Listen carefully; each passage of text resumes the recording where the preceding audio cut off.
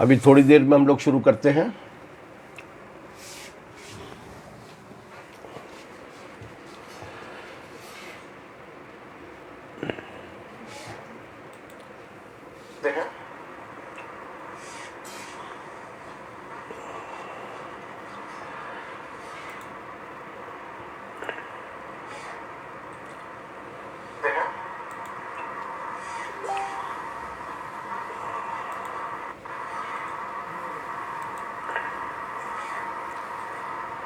दो चार मिनट में हम लोग अपने इस बैठक की कार्रवाई शुरू करेंगे।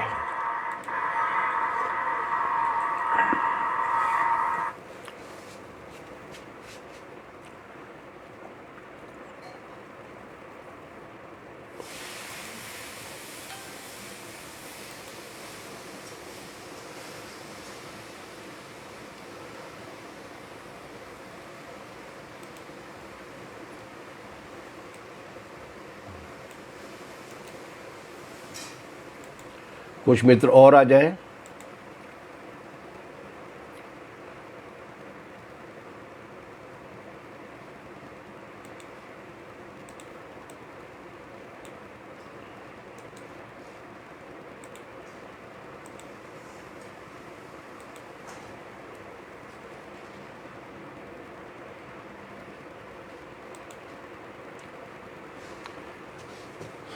दो मिनट में हम लोग अपनी बातचीत शुरू करेंगे।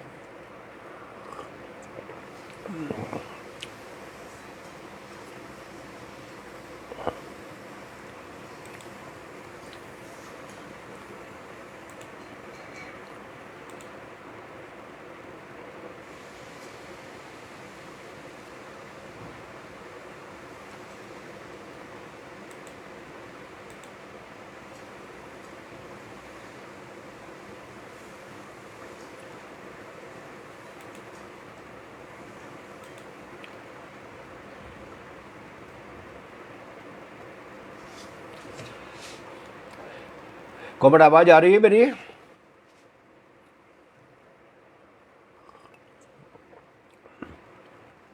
धीरज जी आवाज आ रही है? नितिन आवाज आ रही है?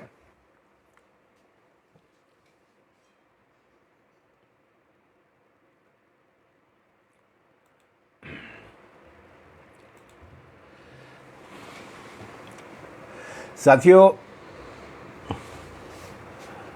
आज कार्ल मार्क्स की 203वीं सालगिरह है। 5 मई 1818 को वो पैदा हुए थे और 3-4 देशों से अपने आंदोलन और अपने विचार की वजह से निकाले जाते जाते आखिर में 1883 में उन्होंने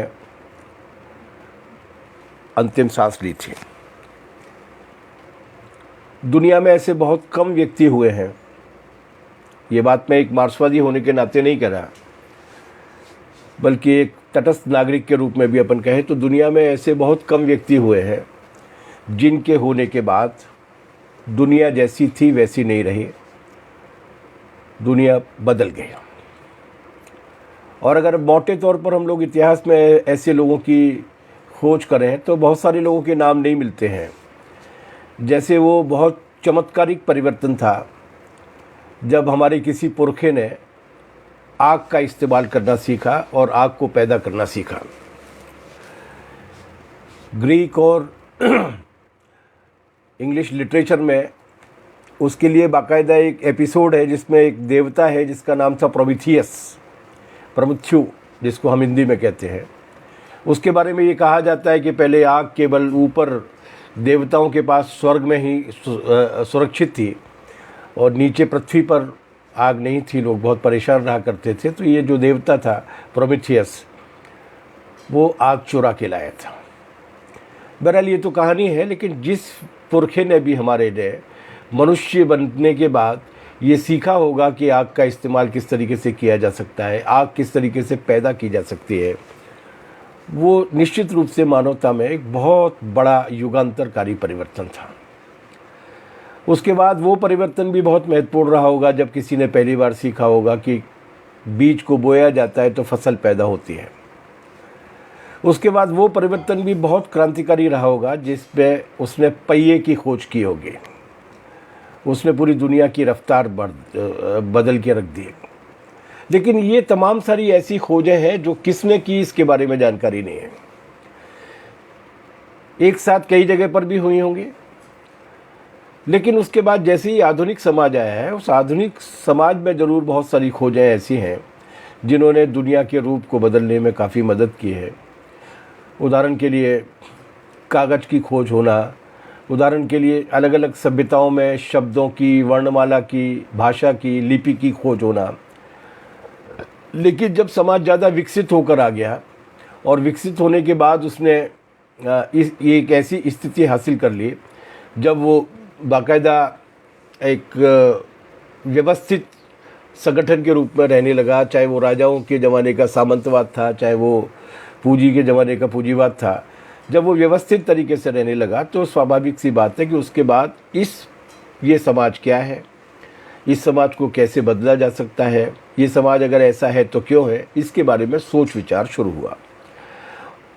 कुल मिलाकर अगर देखा जाए तो दुनिया भर में लगभग 5000 वर्ष की दार्शनिक परंपरा है। 5000 वर्ष की इस दार्शनिक परंपरा में बहुत बड़े बड़े विचारक पैदा हुए हैं जिन्होंने गणित के क्षेत्र में, दर्शन के क्षेत्र में, विज्ञान के क्षेत्र में खोज की।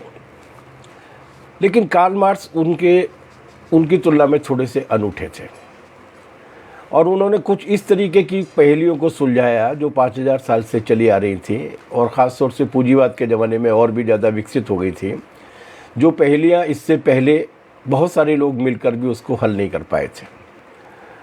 इसलिए जब हम कोई सालगिरह मनाते हैं तो हमारी कोशिश ये होती है कि हम किसी मुगालते, भ्रम, असंतोष और तृप्ति का एहसास देने के लिए नहीं करते कि आज हमने मार्क्स को याद किया, उनकी तस्वीर पर माला पहना दी, बल्कि ठोस परिस्थितियों का ठोस विश्लेषण करके उसके आधार पर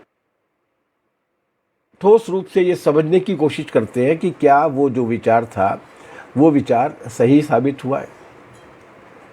मार्क्सवाद एक मौलिक विज्ञान है और मौलिक विज्ञान इस मामले में कि वो प्रकृति और समाज के विकास की गुत्थी जो उसके पहले नहीं सुलझाई जा सकी थी, उस गुत्थी को सुलझाने का काम करता है। मार्क्सवाद एक टूल है, एक औजार है जो किसी समाज विशेष के विकास की अवस्थाओं को उनके इतिहास के साथ जोड़कर उनके भविष्य के बारे में उसका रास्ता तय करता है। मार्क्सवाद वो टूल है जो खुद कड़ाई से अपनी भी जांच करता है। मार्क्स का एक काफ़ी लोकप्रिय वाक्य है कि दुनिया में सब कुछ परिवर्तनशील है, परिवर्तन के नियम को छोड़कर। तो दुनिया में जब सब कुछ परिवर्तनशील है तो इन 203 वर्षों में क्या ये मार्क्सवाद का जो विचार था, जो 203 साल के होते मार्क्स आज अगर होते, 1848 में उन्होंने पहली बार जब वो 29 वर्ष के थे तब वो किताब लिखी थी फ्रेडरिक एंगल्स के साथ मिलकर, जो किताब उनके बाद में किए गए पूरे लेखन का एक तरीके से कैप्सूल है और उस किताब का नाम था, 48 पेज की किताब है, उस किताब का नाम था कम्युनिस्ट घोषणा पत्र, जिसमें उन्होंने मोटे तौर पर वो व्याख्या की थी। लेकिन उन्होंने ये बात कही थी कि किसी भी बात को, जैसा कि गौतम बुद्ध ने कहा था आज से तकरीबन 2700 साल पहले, किसी भी बात को इसलिए मत मानो कि मैंने कहा है, पहले से चली आई है, किताबों में लिखी है, बल्कि उससे तब मानो जब वो तुम्हारी बुद्धि और विवेक और समाज के हित की कसौटी पर खरी उतरती हो। हम मार्क्स की दी हुई कसौटी पर ही आंकेंगे और चूंकि हम लोग स्टूडेंट फेडरेशन के लोग हैं, मुझ सहित, तो हम लोग विज्ञान की भाषा में बात करेंगे और विज्ञान की कसौटी से ज़्यादा बेहतर कसौटी कोई नहीं होती है, तो विज्ञान की कसौटी पर ही नापेंगे। आज से 172-73 साल पहले लिखा गया था कम्युनिस्ट मैनिफेस्टो, लगभग 153-54 साल पहले लिखी गई थी दास कैपिटल, पूंजी। लेकिन आर्किमिडीज का सिद्धांत तो और भी बहुत पुराना था। केपलर और ब्रूनो ने जो खोज की थी सूरज के बारे में और अंतरिक्ष के बारे में और ब्रह्मांड के बारे में, वो तो बहुत पुरानी थी। न्यूटन और आइंस्टीन तो काफ़ी पुराने हो गए, लेकिन ये वैज्ञानिक इसलिए पुराने नहीं हुए कि इन्होंने जो विज्ञान के नियम ढूंढे थे वो नियम पुराने नहीं हुए। यस, अपडेट होते रहे। न्यूटन ने अगर कुछ सोचा था तो आइंस्टीन ने उसको ठीक किया। आइंस्टीन ने अगर कोई एक युगांतरकारी खोज की थी तो उसके बाद स्टीफन हॉकिंग ने उसको और ज़्यादा दुरुस्त किया। विकास होता रहता है लेकिन पुराने नहीं होते। इसलिए हम विज्ञान की कसौटी पर ही उस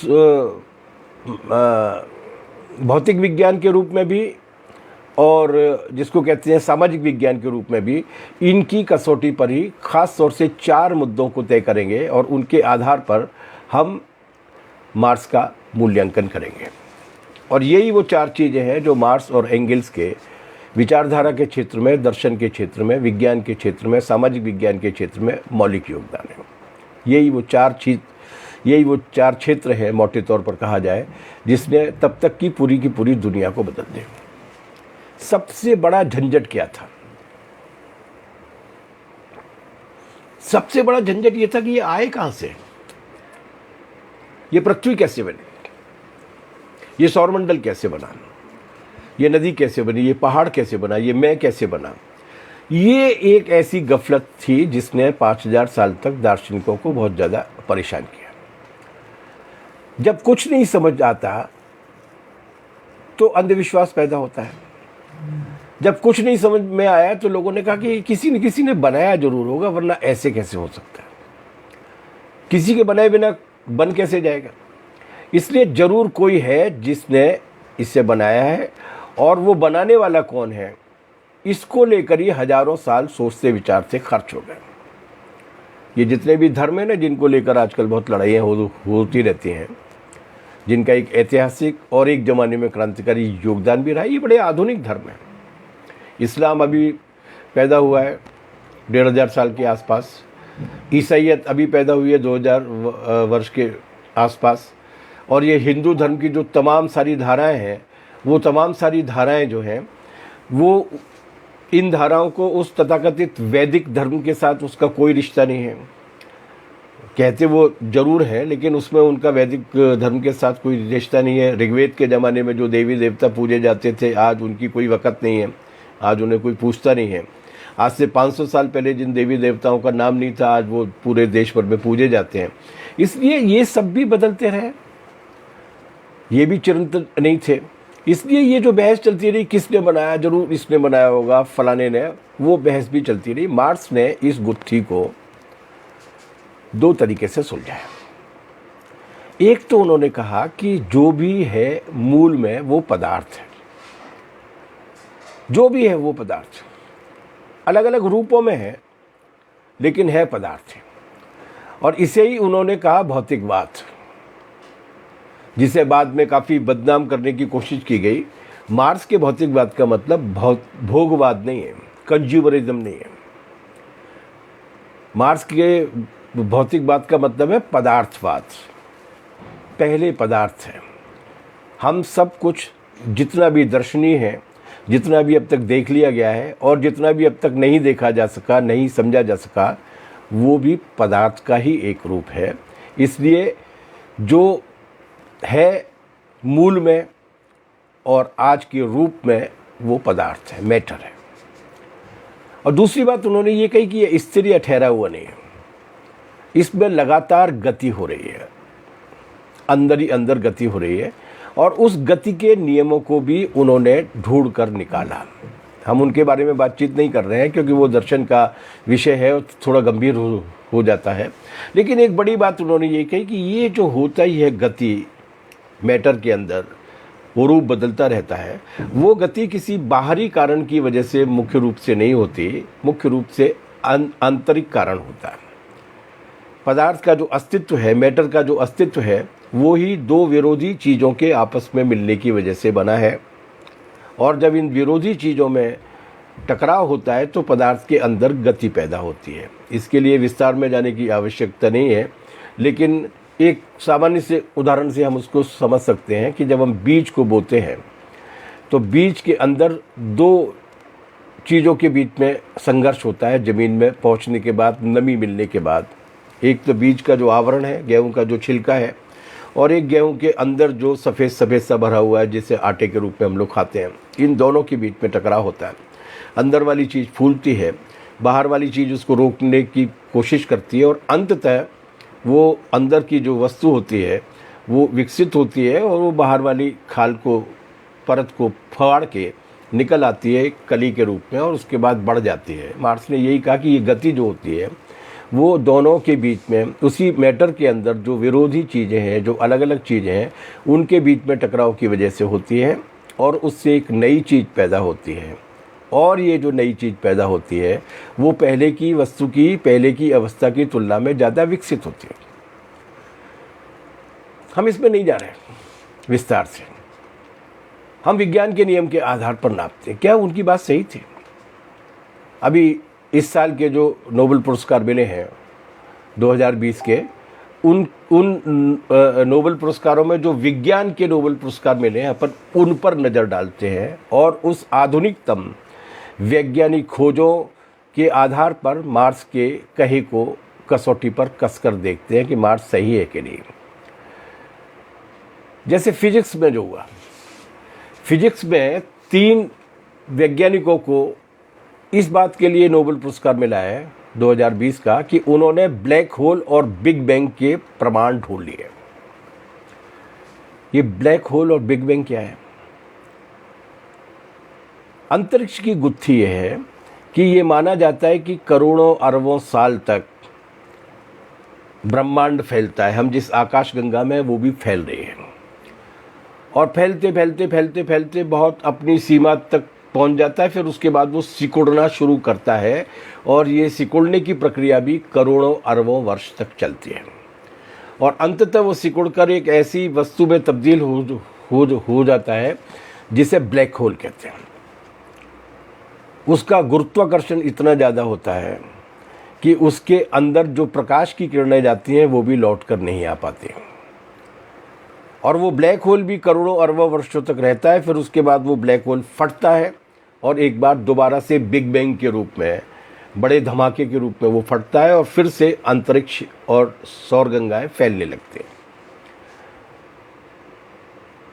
किसी ने नहीं बनाया, वही प्रक्रिया चल रही है। अंतरिक्ष का बनना, अंतरिक्ष की एक गैलेक्सी का या सौरमंडल का या एक ब्रह्मांड का बनना, उसके बाद उसका सिमट जाना, फिर उसका फूटना, फिर उसका सिमट जाना, और ये पदार्थ है।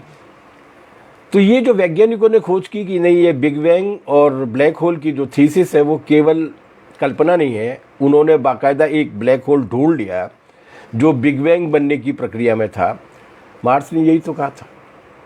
मार्क्स ने ये कहा था कि किसी ने नहीं बनाया कुछ भी, ये मौजूद है पहले से। यही अपनी आपसी प्रक्रिया के जरिए रूप बदलता रहता है। वो अंतरिक्ष के बारे में भी तय कर दिया वैज्ञानिकों ने, और उन्होंने कहा कि ये ऊर्जा और पदार्थ के ही एक रूप है, बिग बैंग और ब्लैक होल। वो आपस में रूप बदलते रहते हैं, और उनके पीछे विकास की गति के वही नियम काम करते हैं जिन नियमों को उन्होंने द्वंद्वात्मकता के रूप में परिभाषित किया था, जिसका एक उदाहरण मैंने आपको गेहूं के रूप में दिया। ये अभी ताजी तरीन खोज है। वैसे 624 नोबेल पुरस्कार विज्ञान में मिले हैं। सन 1919 से नोबेल पुरस्कार दिए जाने की प्रक्रिया जो है वो शुरू हुई थी, मार्क्स के मरने के तकरीबन 30 साल बाद से, और तब से लेकर आज तक विज्ञान के जितने भी नोबेल पुरस्कार दिए गए हैं वो सारे नोबेल पुरस्कारों ने, अगर सही अर्थों में वो नोबेल पुरस्कार घोषित किए गए हैं तो वो मार्क्स और एंगल्स के नाम पर ही घोषित किए गए हैं, क्योंकि इन सारी वैज्ञानिक खोजों ने मार्क्स और एंगल्स को ही सही साबित किया है। एक रचनात्मक विज्ञान हमेशा विकसित होता रहता है। आप में से जो विज्ञान के विद्यार्थी होंगे, अब पता नहीं आजकल पढ़ाया जाता है कि नहीं पढ़ाया जाता, लेकिन हमारे ज़माने में पढ़ाया जाता था मेंडलीफ की टेबल। ये जो विज्ञान होता है वो विज्ञान केवल वर्तमान की व्याख्या नहीं करता, बल्कि एक ऐसा टूल विकसित करता है जिसके जरिए आप भविष्य के बारे में भी अंदाज लगा सकते हैं। जैसे जो मेंडलीफ की टेबल है, मेंडलीफ की आवर्त प्रणाली, जिसमें उन्होंने पूरे दुनिया में कितने, इस ब्रह्मांड में कितने तत्व हैं उन तत्वों की खोज की थी, उसमें करीबन 22-23 जगह ऐसी थी हमारे ज़माने तक जिन जगहों को उन्होंने खाली छोड़ दिया था। वो तत्व वो तब तक ढूंढे नहीं गए थे, वो जो मैटर के रूप में वो तब तक ढूंढे नहीं जा सके थे, लेकिन उन्होंने बता दिया था कि इसका मान ये होगा, इसका वजन ये होगा, इसका गुण ये होगा। अभी ये खोजा नहीं गया है, लेकिन इस नियम के आधार पर इसको खोजा जा सकता है। बाद के दिनों में विज्ञान ने ये पाया कि उनकी बात बिल्कुल सही थी। जैसे यूरेनियम तब तक नहीं खोजा गया था, रेडियम तब तक नहीं खोजा गया था, थोरियम तब तक नहीं खोजा गया था। ऐसे दर्जनों तत्व थे जिन्हें तब तक नहीं खोजा गया था। लेकिन मेंडलीफ ने, क्योंकि रचनात्मक विज्ञान है, जैसे मेंडलीफ ने ये साबित कर दिया कि ये होगा, इस नियम के हिसाब से ही होना चाहिए। उसी तरीके से ये जो बिग बैंग और ब्लैक होल की जो खोज की गई है, इसके बारे में आइंस्टीन ने अपनी जनरल थ्योरी ऑफ रिलेटिविटी में 1916 में ही भविष्यवाणी कर दी थी कि इस तरीके का अस्तित्व ब्रह्मांड में है, ब्लैक होल भी हैं और उनके आधार पर होने वाला बिग बैंग भी। 1916 में उन्होंने कहा था। लेकिन सबसे पहला ब्लैक होल जो है वो 1971 में खोजा जा सका था, लेकिन उन्होंने बता दिया था। उसी तरीके से स्टीफन हॉकिंग ने जो थ्योरी ऑफ एवरीथिंग दी थी, उस थ्योरी ऑफ एवरीथिंग में भी यही बात उन्होंने साबित की थी कि सबका मूल पदार्थ है, पदार्थ ही अपने रूपों को अलग अलग तरीके से बदलता रहता है। विज्ञान बिल्कुल कठिन नहीं है। जब हम मार्क्सवाद को जान जाते हैं तो विज्ञान की आम समझ तो हमारे दिमाग में आ ही सकती है। ये विज्ञान के इन छोटे छोटे नियमों के आधार पर हम पूरी सृष्टि और प्रकृति के और समाज के नियमों को समझने की कोशिश नहीं करेंगे तो फिर नाली की गटर से गैस बनाने वाले और हवा में से ऑक्सीजन और नमी सोख कर पानी बनाने वाले चिरकुटों का ज्ञान हम लोगों को देखना पड़ेगा। इसलिए ये जो विज्ञान की खोजें हैं, इन विज्ञान की खोजों ने मार्क्स की उस बात को सही साबित किया जो उन्होंने 5000 वर्ष तक चले दार्शनिक विमर्श के निष्कर्ष के रूप में उन्होंने एक गुत्थी को, एक पहेली को सुलझाया था और ये कहा था कि नहीं, किसी ने कुछ नहीं बनाया है, सब कुछ स्थायी रूप से मैटर के रूप में, पदार्थ के रूप में मौजूद है और पदार्थ अपना रूप बदलता रहता है। आदमी के बनने की प्रक्रिया के बारे में मार्क्स के ज़माने में ही चार्ल्स डार्विन इसकी खोज कर चुके थे और उन्होंने ये बताया था कि किस तरीके से उसका विकास हुआ और किस तरीके से प्रकृति की प्रतिकूल परिस्थितियों से लड़ते लड़ते उसमें अलग अलग तरीके के गुण विकसित हुए। जहाँ पर सूरज की किरणें एकदम सीधी पड़ती हैं, वहाँ के लोगों की त्वचा का, चमड़ी का जो रंग है वो काला क्यों हुआ, सांवला क्यों हुआ, रंगीन क्यों हुआ, और जहाँ पर सूर्य की किरणें उस तेज़ी के साथ नहीं पड़ती हैं, सीधी नहीं पड़ती हैं, वहाँ पर लोग वहाँ गोरे क्यों हुए। इस सब की पुष्टि की मतलब उन्होंने, और ये सब जो खोजें थी वो एक तरीके से मार्क्सवाद की ही पुष्टि थी, क्योंकि मार्क्स ने ये कहा था कि ये सब पदार्थ के रूप में है, सब मैटर के रूप में है, ठोस परिस्थितियों के आधार पर उनमें अलग अलग तरीके के परिवर्तन होते हैं। हम जो भी दिखते हैं वो किसी पंडित जी की लिखी जन्मपत्री में राहु कहाँ बैठा हुआ है, केतु कहाँ बैठा है, शनि की कौन सी दशा चल रही है और बुध कहाँ है, उसके आधार पर तय नहीं होता। हम क्या है उसका पूरा हमारा जो बनावट है, हमारा जो स्वभाव का भी एक बहुत बड़ा हिस्सा जो है वो छोटे छोटे से जीन्स तय करते हैं। ये जीन्स जो हमें मिलते हैं, संतान को जो मिलते हैं, वो माँ और पिता से 23 जीन्स के जोड़े में मिलते हैं। 23 जीन्स के क्रोमोसोम्स होते हैं और इस सब को अब तरतीब के साथ पढ़ा जा सकता है। एक ज़माना था जब ये संभव नहीं था, लेकिन आज तरतीब के साथ पढ़ा जा सकता है। ये जो जीनोम, जो इन पूरी जीन्स का जो जोड़ है उसको जीनोम कहते हैं और ये माना जाता है कि हर मनुष्य के एक क्रोमोसोम में 23 क्रोमोसोम्स के जोड़े की बात की मैंने बात से, एक क्रोमोसोम में लगभग 13 करोड़ जोड़े होते हैं और पूरे जीनोम में लगभग 300 करोड़ जोड़े पाए जाते हैं। अब वो टेक्नोलॉजी विकसित हो गई है जिस टेक्नोलॉजी में ये जाना जा सकता है कि किस तरीके के जीन्स के जो गुणसूत्र हैं या क्रोमोसोम हैं वो किस तरीके के गुण या अवगुण लेकर जा रहे हैं मनुष्य के, पैदा होने वाले मनुष्य के शरीर के अंदर। क्या कोई विकलांगता पैदा हो सकती है, क्या कोई बीमारी पैदा हो सकती है, क्या कोई आनुवंशिक हेरिडिटरी कोई प्रॉब्लम इसके साथ जा सकती है, क्योंकि वही लेके जाते हैं, वही संदेशवाहक है, वही कुरियर है। आज ये हो गया है जिसके आधार पर पूरे जीनोम को पढ़ा जा सकता है और पढ़ने के बाद ये पाया जा सकता है, और वो दिन दूर नहीं है जब हम इस तरीके के परिवर्तन मनुष्य के शरीर में कर पाने में समर्थ होंगे कि उसमें जितनी भी कमजोरियां होती हैं वो कमजोरियां पैदा न हो, बल्कि ये भी संभव है एक ज़माने में जब हम इस तरीके की वैज्ञानिक टेक्नोलॉजी विकसित करते हैं जीन्स के जरिए कि ये जो मनुष्य के शरीर का जो क्षरण होता है 60-70 साल के बाद वो प्रौढ़ावस्था को या वृद्धावस्था को प्राप्त हो जाता है। एक निश्चित आयु के बाद उसके देह जो है वो काम करना बंद कर देती है, और जिसे कहा जाता है कि वो मर जाता है। बहुत संभव है कि आने वाले दिनों में विज्ञान इस तरीके की खोज कर ले। तो ये जो दूसरे वाला पुरस्कार मिला नोबेल प्राइज़ का, वो उसमें उन्होंने एक छोटी सी कैंची खोजी है। ये कैंची वो है जो जीन्स में जो 13 करोड़ और 300 करोड़ से ज़्यादा जो गुणसूत्र हैं, जो अलग अलग तरीके की जीन्स हैं, उनकी कटाई कर सकते हैं, काट छाट कर सकते हैं, तुरपाई कर सकते हैं। खोजा तो इसे 2012 में लिया गया था, लेकिन इसको प्रयोग किया गया, पौधों पर किया गया, और अब ये और भी ज़्यादा परिष्कृत रूप में आई है। और अब जीव वैज्ञानिकों का ये मानना है कि यदि एक बार मानव जाति के समस्त जीनों की संरचना का पता लगा लिया जाए तो मनुष्य की जन्म कुंडली नहीं, जीन कुंडली के आधार पर उसके जीवन की सारी जैविक घटनाओं की भविष्यवाणी कर पाना संभव है। भविष्य में उन कमजोरियों को देखकर उनको पहले से दूर करना, उनकी समस्याग्रस्त हिस्से का पता लगाकर उसकी एडिटिंग करना, और आनुवंशिक बीमारियों को ठीक करना, कैंसर को न होने देना, या अगर हो गया है तो उसको ठीक करना, ये संभव है।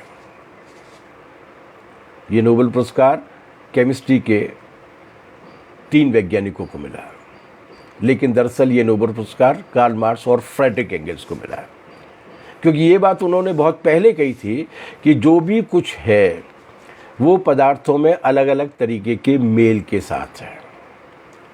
इस अलग अलग तरीके के मेल को अगर समझ लिया जाएगा तो जाहिर सी बात है कि माफ़ कीजिएगा, तो जाहिर सी बात है कि आने वाले दिनों में उसको और ज़्यादा सुधारा जा सकता है।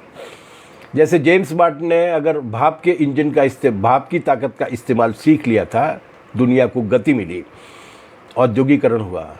उसी तरीके से अगर बिजली पैदा करने की शक्ति को समझ लिया गया, और उसके बाद अगर आणविक विद्युत शक्ति को समझ लिया गया, या उसके बाद ये डिजिटल टेक्नोलॉजी को समझ लिया गया, तो समाज की अग्रगति हुई।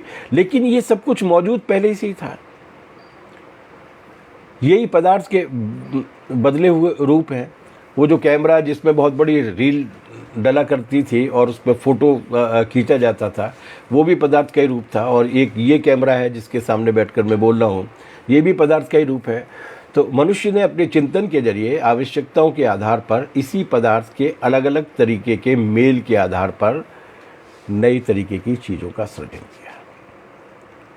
तो मार्क्स ने जिस विज्ञान की मूलभूत स्थापना की थी कि कुछ भी किसी ने नहीं बनाया, सब कुछ पदार्थ है, पदार्थ पहले से मौजूद है, मैटर अपने शुद्ध रूप में नहीं होता, वो अलग अलग रूप में होता है, और इसके अंदर ही गति पैदा होती है और उस गति के अपने नियम होते हैं।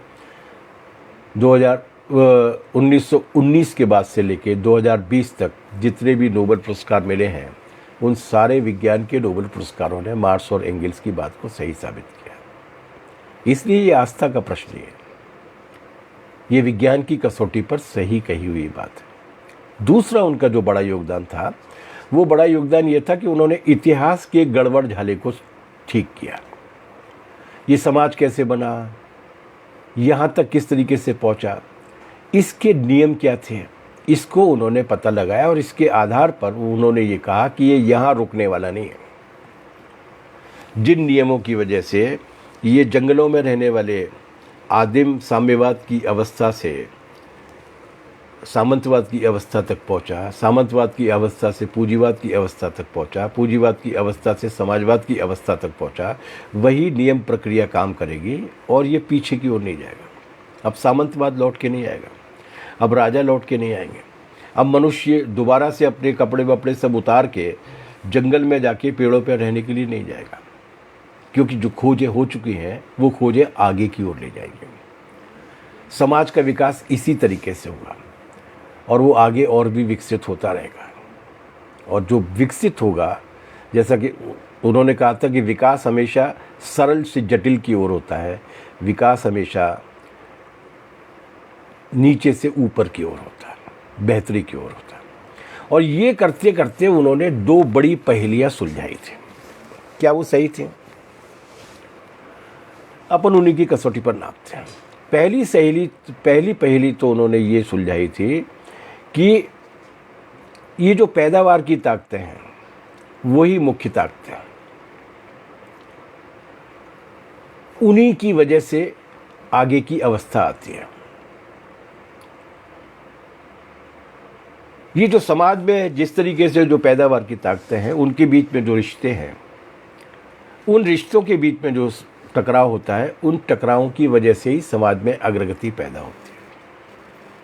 इसे और आसान भाषा में मैं अगर कहूँ तो एक 3 साल के बच्चे के लिए बहुत सुंदर परिधान कपड़े जो सिलवाए जाते हैं, वो कितने भी खूबसूरत क्यों नहीं हो, वो कितने भी महंगे कपड़े के क्यों नहीं हो, लेकिन जब वो बच्चे को पहनाए जाते हैं तो बच्चे के शरीर के विकास और उन कपड़ों के आकार के बीच में एक टकराव होता है।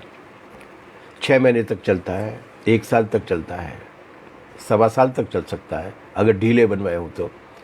लेकिन एक समय आता है जब शरीर उस कपड़े से बाहर निकलने लगता है।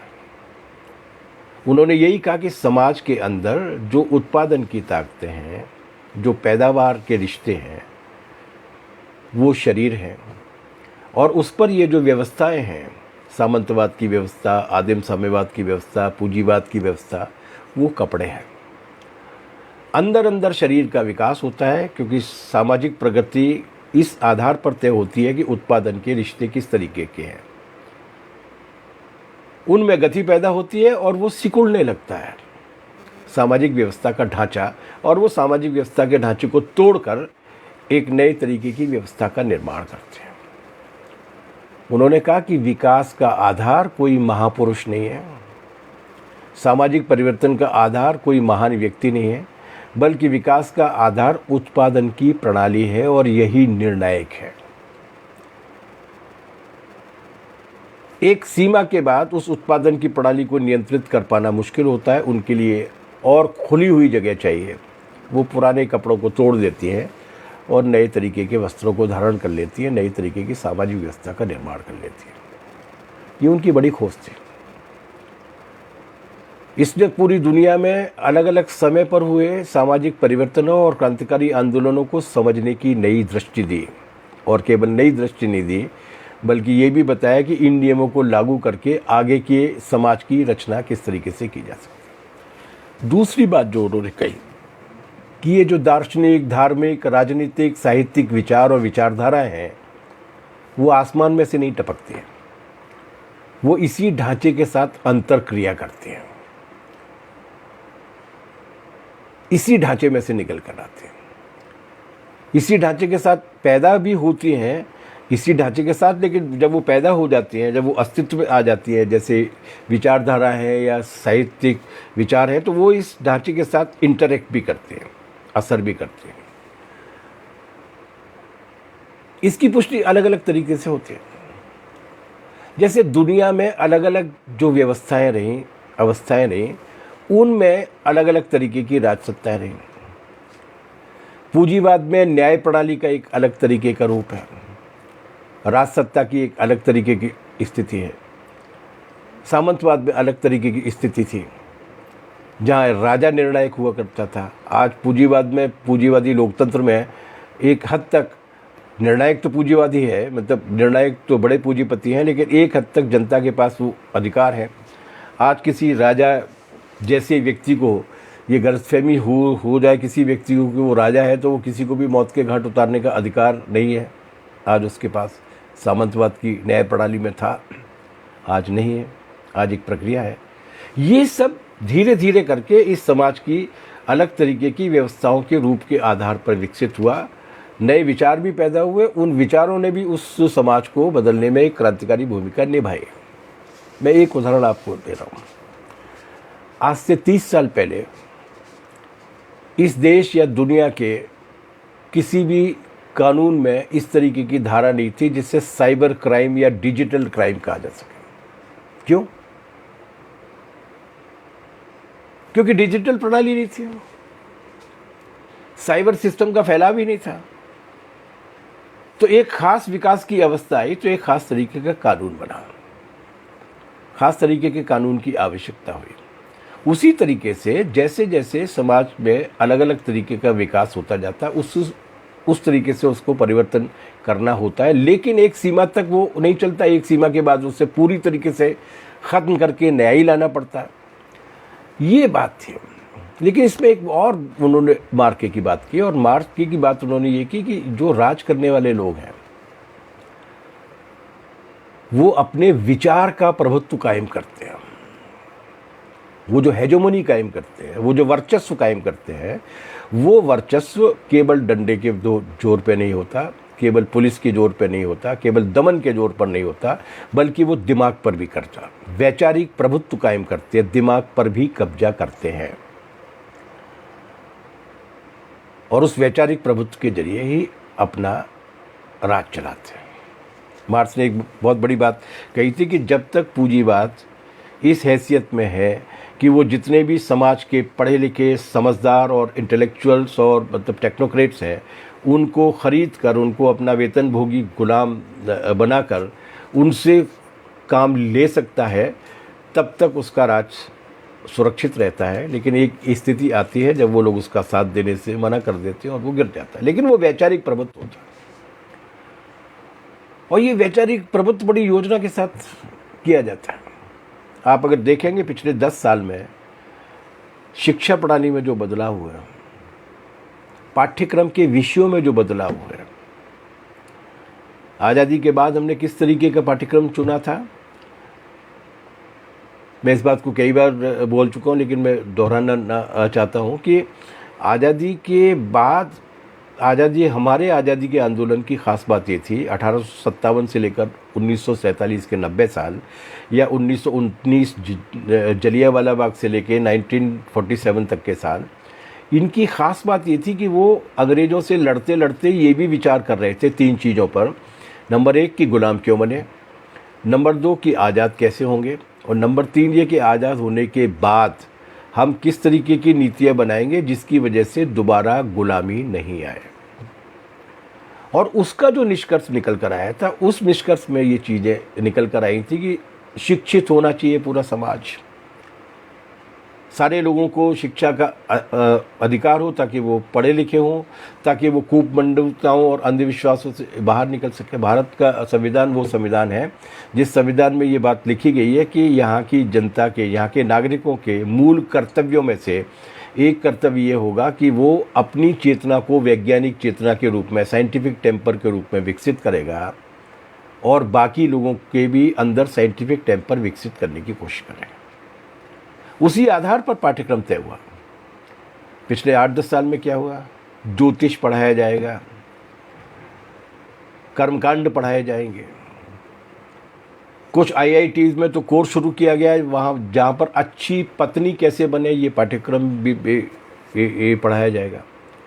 मनुस्मृति के आधार पर जो सामाजिक विभाजन की बर्बरता इस देश में रही, जिसने बहुत नुकसान पहुँचाया इस देश के विकास को पिछले 2,500-3 हज़ार साल में, उसको भी एक कोर्स के रूप में पढ़ाया जाएगा। तो ये जो व्यवस्था है ये वैचारिक वर्चस्व को कायम करने का एक तरीका है कि वो शिक्षा के पाठ्यक्रमों को भी इस तरीके से बदल दो कि लोग वैज्ञानिक तरीके से सोचे ही नहीं, लोग उसी कूपमंडूकता और अंधविश्वासों में फैल जाए, जैसा कि आप लोगों ने, उत्तराखंड के लोगों ने भुगता है। पूरी दुनिया में जब लॉकडाउन था, पूरी दुनिया में जब कोरोना की वजह से लोगों का आना जाना बंद था, तब हमारे जो ब्रह्मा जी थे वो पश्चिम बंगाल में चुनाव प्रचार में 18 रैलियां कर रहे थे लाखों लोगों की, और उनकी सरकार के दूसरे नेता जो आपके मुख्यमंत्री बने हुए हैं वो कुंभ में हरिद्वार में कुंभ लगा रहे थे, जबकि इस साल कुंभ नहीं लगना था, अगली साल लगना था, लेकिन इस साल वो कुंभ लगा रहे थे। और उस कुंभ की वजह से कोरोना पूरे देश भर में कितना फैला है। मैं जिस प्रदेश में, मध्य प्रदेश की राजधानी भोपाल में बैठ के आपके बीच में बोल रहा हूँ, यहाँ से 70-80 किलोमीटर दूर एक गाँव है, वहाँ के 61 लोग गए थे कुंभ में, जिनमें से 60 लोग कोरोना लेके लौटे हैं। छिंदवाड़ा से एसएएफ की बटालियन के लोग, पुलिस वाले ड्यूटी पर गए थे, जिनमें से 300 लोग कोरोना लेकर लौटे। ये जो लाखों लोग पूरे देश भर में फैले होंगे, वो कोरोना लेकर ही फैले होंगे। और ये जो कोरोना की महामारी फैली है, वो इस चुनाव अभियान और इस तरीके के कुंभ जैसे आयोजनों की वजह से फैली है। इसे रोका जा सकता है, लेकिन ये अंधविश्वास को बढ़ावा देना है तो आपके मुख्यमंत्री तो और भी गजब के हैं, वो तो पता नहीं क्या क्या बोलते रहते हैं। तो ये है वैचारिक वर्चस्व को कायम रखने की कोशिश। गोबर से और गौमूत्र से कोरोना का इलाज हो जाएगा। एक किसी उत्तर प्रदेश के विधायक ने वहाँ पर डुबकी लगाई हरिद्वार के कुंभ में और ये कहा कि मुझे कोरोना है, लेकिन गंगा जल में आके गंगा में डुबकी लगाने के बाद सारे पुण्य साफ हो जाते हैं। और आज स्थिति क्या है? उत्तर प्रदेश के मुख्यमंत्री जी जो अपने आप को योगी कहते हैं, उनको भी जब कोरोना होता है तो वो गंगा में डुबकी लगाने के लिए नहीं जाते, वो डॉक्टर के पास ही जाते हैं। आपके यहीं एक बाबा हैं जो व्यापारी हैं बहुत बड़े, उनके शरीर में या दिल में या कहीं और कोई तकलीफ़ होती है तो इलाज कराने के लिए अमेरिका जाते हैं या किसी बेहतर से बेहतर हॉस्पिटल में जाते हैं। लेकिन हम सारे लोगों से क्या कहते हैं? हम सारे लोगों के लिए वो गौमूत्र की एक शीशी बेचते हैं। हम सारे लोगों से पता नहीं क्या क्या खाने के लिए कहते हैं। जब उनके यहाँ पर 39 लोगों को उनकी फार्मेसी में कोरोना होता है तो उनका इलाज कराया जाता है, लेकिन बाकी देश भर को वो कोरोनिल की टिकिया बेचते हैं। ये है अंधविश्वास और अंधश्रद्धा के जरिए जनता के दिमाग को कुंद करने की कोशिश। ये है वैचारिक वर्चस्व को कायम करने की कोशिश, जिसमें स्कूल कॉलेजेस का पाठ्यक्रम भी होता है, जिसमें ये जो तथाकथित धर्मगुरु है, ये तथाकथित राजनेता है। मतलब हमारा प्रधानमंत्री अगर इस बात को कहता है कि प्लास्टिक सर्जरी उस ज़माने में थी, टेस्ट ट्यूब भी उस ज़माने में थी, इससे ज़्यादा अज्ञान की बात क्या हो सकती है? और उस अज्ञान का खामियाजा देश भुगत रहा है। जनवरी के महीने में WHO ने और प्रधानमंत्री नरेंद्र मोदी द्वारा गठित की गई वैज्ञानिकों की कमेटी ने ये बोल दिया था कि कोरोना की दूसरी लहर आने वाली है और ये लहर बहुत भयानक होगी भारत में। दुनिया के सारे वैज्ञानिक चिल्ला रहे थे, हमारे वैज्ञानिक भी कह रहे थे और हमारे प्रधानमंत्री जी कह रहे थे कि हमने कोरोना पर जीत हासिल कर ली है। 155 देशों की हम लोगों ने मदद की है, 48 देशों में से गायब कर लिया है। और आज स्थिति ये है कि इतनी बड़ी महामारी जिस पर हाई कोर्ट भी चिंतित हो रहा है, जिस पर सुप्रीम कोर्ट भी चिंतित हो रहा है, दिल्ली हाई कोर्ट ने कहा है कि अगर तत्काल कोई प्रबंध नहीं हुआ तो 1 करोड़ से ज़्यादा लोगों की मौत हो सकती है। आज वो हमारे पूरे देश पर एक महामारी की शक्ल में छाई हुई है। लोग तसल्ली के साथ सो नहीं पा रहे हैं जो घरों में बंद हैं, और जो घरों में बंद हैं उनमें से बहुमत हिस्सा ऐसा है, करीबन 80%, 75%, जिसके पास उस दिन के खाने के लिए, अगले दिन के खाने के लिए भी कुछ नहीं है। ये है वो अंधविश्वास और अंधश्रद्धा जिसकी कीमत समाज को चुकानी पड़ती है। इस तरीके से वो वैचारिक वर्चस्व कायम करते हैं। था उस जमाने में 1848 की अपनी छोटी सी किताब में और उसके बाद लिखी हुई किताबों में, और आज हम अपनी आंखों से देख रहे हैं कि तमाम सारी पीड़ाओं के बावजूद भी एक वैचारिक वर्चस्व एजुकेशन सिस्टम के जरिए, रिलीजियस सिस्टम के जरिए, पॉलिटिकल लीडरशिप के जरिए, समाज के गणमान्य लोगों को अपने साथ रखने के माध्यम से और मीडिया के जरिए उन्होंने पूरे देश पर कायम करने की कोशिश की। तीसरी बात थी मार्च की, और वो